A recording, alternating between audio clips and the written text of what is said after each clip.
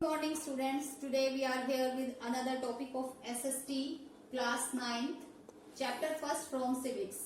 Previous video में democracy को start कर चुके हैं. डेमोक्रेसी का मीनिंग, उसकी डेफिनेशन और उसके फीचर्स किए थे.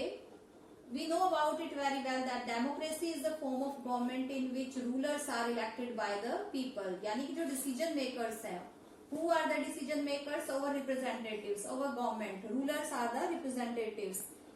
So these representatives are elected by the people of the country. So democracy एक बहुत ही बेस्ट फॉर्म मानी जाती है, जिसको कि मोस्टली देशों ने, वर्ल्ड के जितने भी देश हैं, बहुत सारे देश हैं, लगभग देशों ने डेमोक्रेसी की फॉर्म ऑफ गवर्नमेंट को ही लिया हुआ है.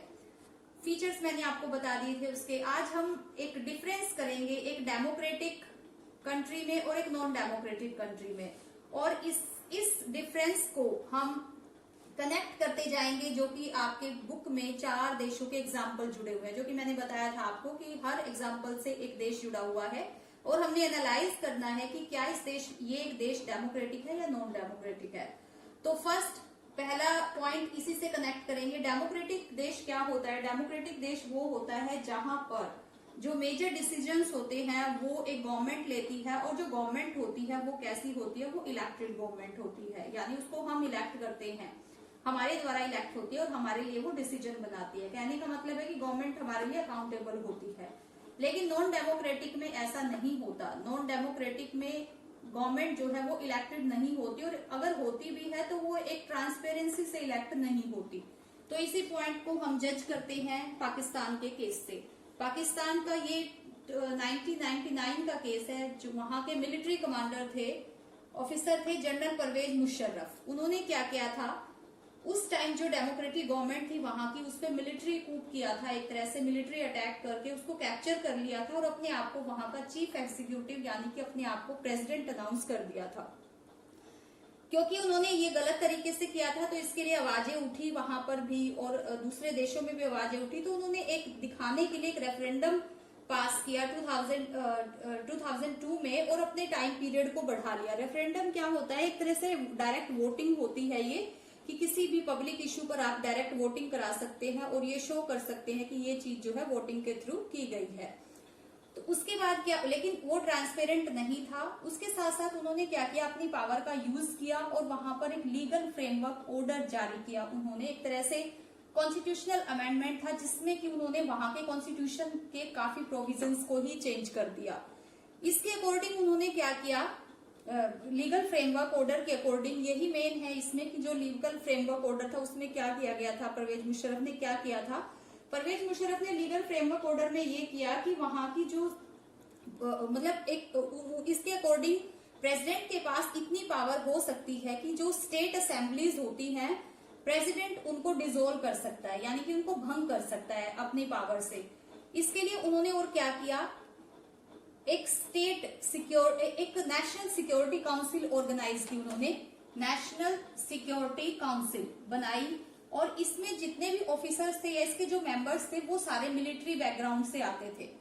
अब इसके पास इतनी पावर थी, इस नेशनल सिक्योरिटी काउंसिल के पास, कि जो भी प्रोविजनल गवर्नमेंट थी वहां की, वो सारे डिसीजन को इफेक्ट करती थी. एक तरह से कह सकते हैं कि गलत तरीके से रूल वो वहां पर कर रहे थे. यानी कि ये डेमोक्रेसी के सिम्टम्स नहीं थे, जिस तरीके से वो अपने आप को पावरफुल दिखाने का उनका एक ये मेथड था, लेकिन दुनिया के सामने वो अपने आप को एक डेमोक्रेटिक देश रिप्रेजेंट कर रहे थे. तो ये सारी चीजों को हम देखकर नहीं कह सकते कि पाकिस्तान जो है उस टाइम एक डेमोक्रेटिक कंट्री था, क्योंकि ना तो इलेक्शन में किसी तरह की ट्रांसपेरेंसी है, और ना जो डिसीजन लिए गए हैं वहां पर वो लोगों के लिए लिए गए हैं. एक तरह से अपनी पावर का यूज वहां पे किया गया है. नेक्स्ट पॉइंट देखिए, डिफरेंस में है free and fair election. Democratic देश क्या होता है, जहां पर इलेक्शन कैसा होना चाहिए, should be free and fair, यानी कि इलेक्शन जो है वो बहुत ट्रांसपेरेंट होना चाहिए, उसमें किसी गलत तरीके का यूज नहीं होना चाहिए. अब जो नॉन डेमोक्रेटिक देश है वहां पे क्या है, इलेक्शन जो है वो फ्री और फेयर नहीं होते, यानी कि उसमें मिसयूज होता है, उनका गलत तरीके से, उसमें जो गलत मेथड होते हैं उनका यूज किया जाता है. इसी पॉइंट से एग्जांपल जुड़ा हुआ है चाइना का. चाइना का एग्जांपल आपकी बुक में दिया हुआ है. देखिए, चाइना में पार्लियामेंट है नेशनल पीपल कांग्रेस, यहाँ की ये पार्लियामेंट है, ये चाइना की नेशनल पीपल कांग्रेस। याद रखना ये जो पॉइंट्स है, बस मेन यही याद रखना है। नेशनल पीपल्स कांग्रेस में से ही वहां का प्रेसिडेंट इलेक्ट होकर आता है 5 इयर्स के लिए। लेकिन इसका मेंबर बनने के लिए, यानी इसके मेंबर को बनने के लिए वहां पर क्या, किस चीज की अप्रूवल की जरूरत है कि उसको चाइनीज कम्युनिस्ट पार्टी की मेंबरशिप लेना बहुत ज्यादा जरूरी है, क्योंकि चाइना में एक ही पार्टी का रूल है, 1 पार्टी रूल है वहां पर। तो इसके लिए कंपलसरी क्या है कि इसकी मेंबरशिप का होना कंपलसरी है। लेकिन ये एक डेमोक्रेटिक देश का सिम्टम्स नहीं हो सकता, क्योंकि अगर हम इंडिया के कंटेक्स्ट में देखिए हमारे देश में ऐसा कोई कंपल्शन नहीं है किसी के लिए कि आपको किसी एक पार्टी की मेंबरशिप का होना जरूरी है। तो डेमोक्रेसी में क्या होता है कि डेमोक्रेसी में आप अपनी मर्जी से पार्टी बना सकते हो, अगर आपको लगता है कि गवर्नमेंट कोई सही डिसीजन नहीं ले रही है या गवर्नमेंट का डिसीजन जो है वो हमारे लिए सही नहीं लग रहा है। बट चाइना का जो एग्जाम्पल है वो इसको जस्टिफाई नहीं करता। इसके साथ साथ एक एग्जाम्पल दिया हुआ एक देश है मैक्सिको। मैक्सिको देश का एग्जाम्पल भी इसी के साथ जोड़ा गया है। मैक्सिको में क्या है, देखिए मैक्सिको 1930 में ही आजाद हो गया था। 1930 से वो एक आजाद देश है, लेकिन और एक डेमोक्रेटिक देश माना जाता है। लेकिन वहां का जो प्रेसिडेंट है वो 6 ईयर के लिए इलेक्टेड होता है, 6 ईयर के लिए। लेकिन इतने टाइम से 2000 तक मैक्सिको में क्या था, सिर्फ PRI वहां की एक पॉलिटिकल पार्टी है जिसकी फुल फॉर्म है इंस्टीट्यूशनल रेवोल्यूशनरी पार्टी। ये वहां की पार्टी है। कॉन्टिन्यूसली इतने सालों तक इसी का रूल रहा है, इसी ने इलेक्शन जीता है, कहने का मतलब है ये वहां पर। लेकिन एक डेमोक्रेसी में ऐसा नहीं हो सकता कि कॉन्टिन्यूसली इतने टाइम पीरियड तक एक ही पार्टी वहां इलेक्शन जीत रही है, जबकि जो जनता है वहां की वो इस चीज को क्रिटिसाइज कर रही है। लेकिन जो इलेक्शन होता है वो कैसा है वहां पे, उसमें करप्ट मेथड का यूज किया जाता है, मल प्रैक्टिस का यूज किया जाता है। तो हम नहीं कह सकते कि मैक्सिको जो है इस पॉइंट को जस्टिफाई करता है। नेक्स्ट पॉइंट है डेमोक्रेटिक देश का कि जो लोग हैं वहां के, यानी जो सिटीजन्स है, have fundamental rights. Other rights के साथ फंडामेंटल राइट्स भी बहुत ज्यादा जरूरी होते हैं एक डेमोक्रेटिक देश में। लेकिन नॉन डेमोक्रेटिक देश में क्या होगा, फंडामेंटल राइट्स नहीं होंगे, मर्जी से होंगे, क्योंकि ऑब्वियस है कि वहां पे डेमोक्रेसी नहीं है। तो इसके एग्जाम्पल जो जोड़ा गया है, एनालाइज करते हैं एक देश की स्टडी से, सऊदी अरेबिया। वर्ल्ड में सऊदी अरेबिया, देखिए सऊदी अरेबिया ऐसा देश है जहां पर वोटिंग होती है, इलेक्शन वोटिंग के थ्रू हो रहे हैं, लेकिन वहां पे जो वुमेन है उनके पास वोटिंग राइट नहीं है। इसके अलावा और भी बहुत सारे बेसिक फंडामेंटल राइट्स हैं जो वुमेन को वहां पे नहीं दिए गए। तो हम नहीं कह सकते कि सऊदी अरेबिया जो है वो एक डेमोक्रेटिक के जो फीचर्स हैं उनको जस्टिफाई करता है।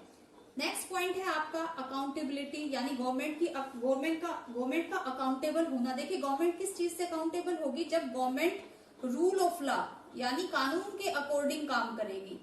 क्योंकि एक फीचर है ये, हमने पढ़ा था प्रीवियस वीडियो में कि जो एक डेमोक्रेटिक देश है वो वहां पे क्या होता है, रूल ऑफ लॉ का सिस्टम होता है, एक तरह से कानून के अकॉर्डिंग गवर्नमेंट चलती है। जब वो कानून के अकॉर्डिंग चल रही है तो इट मीन्स वो एक अकाउंटेबल गवर्नमेंट होगी। लेकिन नॉन डेमोक्रेटिक कंट्री में ऐसा नहीं होता कि वहां पर लॉ के अकॉर्डिंग काम किया जाता है।